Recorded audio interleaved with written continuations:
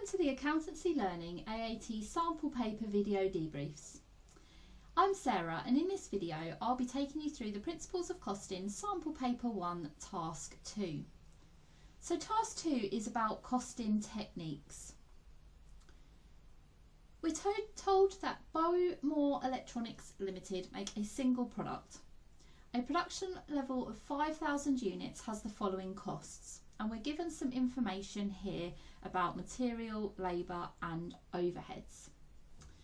Part A asks us to complete the table below to show the total cost per unit at a production level of 5,000 units, absorbing the overheads over the number of units produced. And importantly, we need to enter our answers to 2 decimal places. So in the table then, we've got to decide what element it is, and we've got the options over here as to what's in these drop down boxes available to you, and what that unit production cost is. And you can see we've already been given 2 of those. We've got £6 and £7.50. Now, just to highlight, in the exam, this box down here will auto sum. Okay, so as you enter your figures, this box down here will auto sum and change as you work through the question. So we've got a production level of 5,000 units, and the first line there we've got a unit production cost of £6.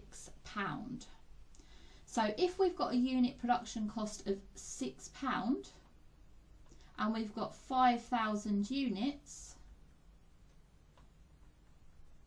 that's a total cost of 30,000. Now we can see that for the 5,000 units it needs 1,000 kilos at £30 per kilo, which means that would be £30,000.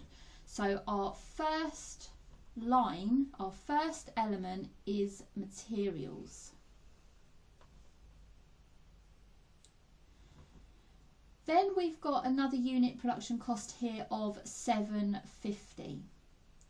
So when we look at our labour, can we prove that labour is going to be £7.50?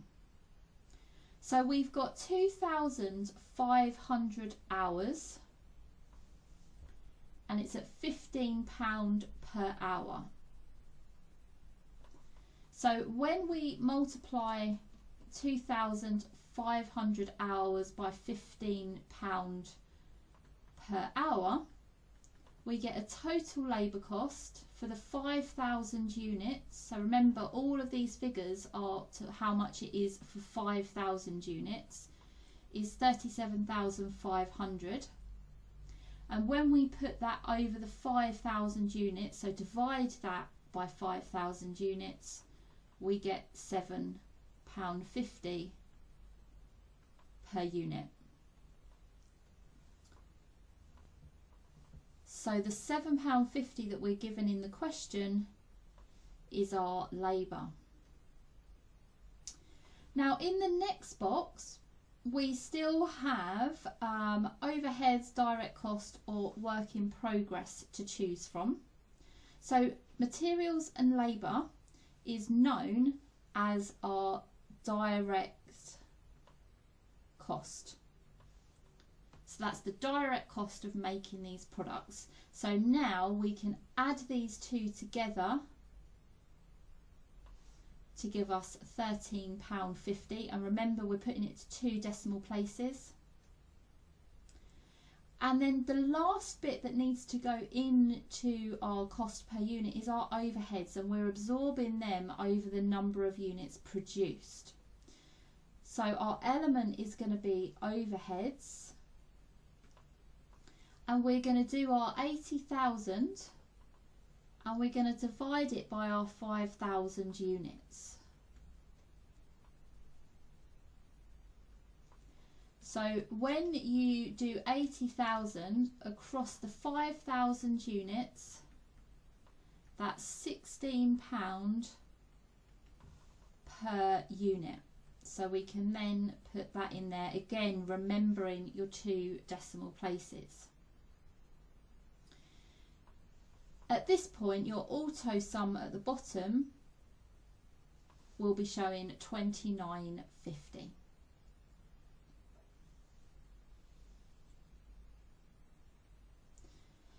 Next, Bowmore Electronics Limited are considering what the unit product cost would become if they used an alternative overhead absorption method. And now we've got some statements that we need to complete. So the current method of overhead absorption rate used is based on, well, we're actually told that already up here. So currently we're basing it on number of units produced. So we are dividing the overheads, that £80,000 overheads, by the number of units, which gives us that £16 per unit. An appropriate alternative basis for this company would be, so it's not going to be number of units because that's what we're already using. We haven't got any information about machine hours, so it has to be labour hours. And this would mean the overheads would be divided by, if we look back at labour, 2,500 hours. So that's our answer, 2,500. Then we've got, this would result in overhead costs per unit, and we need to decide is it increasing, decreasing, or staying the same. So the overheads would then be, we've got our £80,000 overheads, and we are going to divide that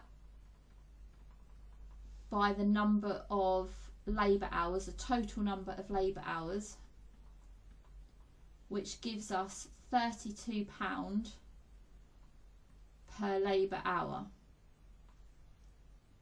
Now, before we just use that figure to answer our question, we need to check how many hours does it take per unit, because the question is asking us about overhead costs per unit.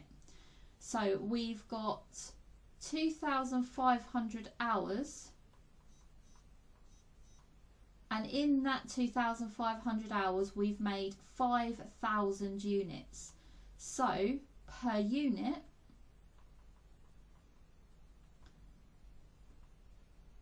it's half an hour per unit. So our actual overhead cost per unit would then be half an hour times our 32 per labour hour, which gives us 16. And if you look, our overheads on the based on the number of units was 16, and based on the labour hours is also 16, and therefore in this example it would stay the same. So remember, when you're answering these questions, you need to be careful of what the question is actually asking you, and make sure that the numbers you're using do make sense. That would bring us to the end of task 2.